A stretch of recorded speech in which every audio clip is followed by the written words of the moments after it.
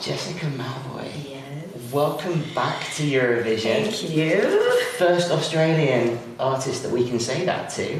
Yeah, wow, yes. What is it like coming back as a competitor to the Eurovision Song Contest? It is, to be honest, I feel extremely proud. There is some almost kind of patrioticness around the whole thing. But I feel really lucky in that sense. I feel really blessed and lucky. I know I've done a lot of hard work in the lead up, but it's a different feeling. It's a complete different feeling. To actually experience the whole thing, to be in it, to be in it with the other artists, to actually get the chance of just being submerged in the conversations. Talking to you. I mean, you've been a part of it for such a long time. It was probably ever since you were born. Pretty much. Yeah. So I think, I have so much respect in that sense that it's one of those where it's a tradition and it's a culture for a lot of Europeans. Yeah. And it has been for us in Australia, which is so nice. The fact that a lot of Europeans are now living in Australia and kind of, I guess giving so many different types of culture is what I'm trying to get at, is that we, Australia, are pretty much made up of the world. And it's so nice to have, I guess, that influence and that, we get to watch Eurovision because of that, because of those people. And me, I guess my connection with it was when I was 11 years old. I'll never forget that first ad that I saw pop up when I was watching SBS. Early hours of the morning watching soccer with my dad, and the international soccer, really. I just remember that first kind of, hair flinging, makeup, outfits, big voices, soaring, and the history of it. And I guess that's really where a lot of that, memory comes into place, childhood memories, a lot of the respect, a lot of the kind of, because I love music so much, Eurovision is that. It's that opportunity, that pathway of sharing all kinds of people, languages, culture, and people's stories. Yeah. Now, there is a lot of culture in Eurovision. Yes. Your culture Yes. is quite new to Eurovision. We've had songs win, we've had competitors from every kind of background. Yeah. Yours is special. Yeah, thank Would you like to tell us a little bit more about yours? Because, as I say, it's quite new to Eurovision, and it's great to have you here. Thank you. Well, it's a little bit more deeper, and this time around, having the experience in 2014 and understanding what the crowd is, what the energy is like, really blew my mind gracing that stage and singing Sea of Flags. And I knew I wanted to really recreate something, but even more enhance that feeling of wow, such greatness and power that stage holds.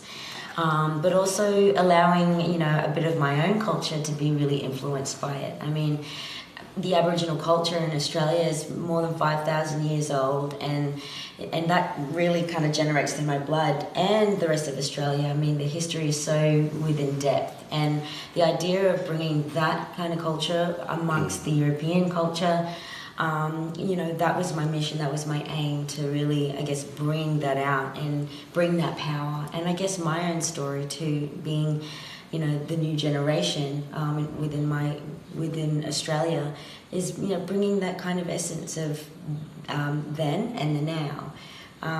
But it was really important to write a song that unite community, unite people just in general, just the human experience of asking why, asking things that matter, and just really going deep with it. No matter how deep it is, no matter how kind of, mid-range it is, it's all a part of this growth, a part of the journey. And to make things better or smoother or just, happy life or, whatever, everything. Okay, well, let's talk a little bit about the song. Yes. It took a while to arrive. We started getting teasers and hashtags, we got love, and then fly posters being spotted have in the back cities, like in Sydney and stuff, and then boom. What a song. I cannot wait to see this one live. Thank you. It's going to blow the roof off the Altice Arena when that goes live on Thursday. So tell us more about the song and the power in the song and what you're hoping to do with this song. Of course. Well, it's it really began working with two amazing humans, David and Anthony, which together they're a team of songwriters and producers. So they're called DNA. But we got together just as friends, got into a studio, and the idea, obviously, the opportunity had come along, and I gave them that opportunity to want to work with me, and because I'd been working with them for such a long time, they kind of understood me deeply and spiritually, to the deepest core, and it was really nice to just be really open. The first question that I was asked before I walked into the studio was, "How do you feel, and what do you feel like writing, Jess?"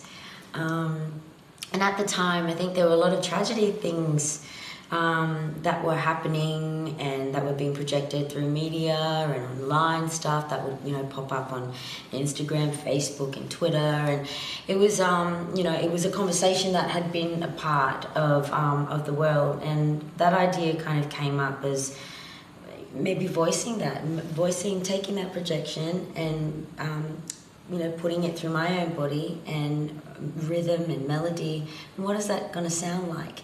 What is that question mark going to sound like? And that was it. It was really those first few words.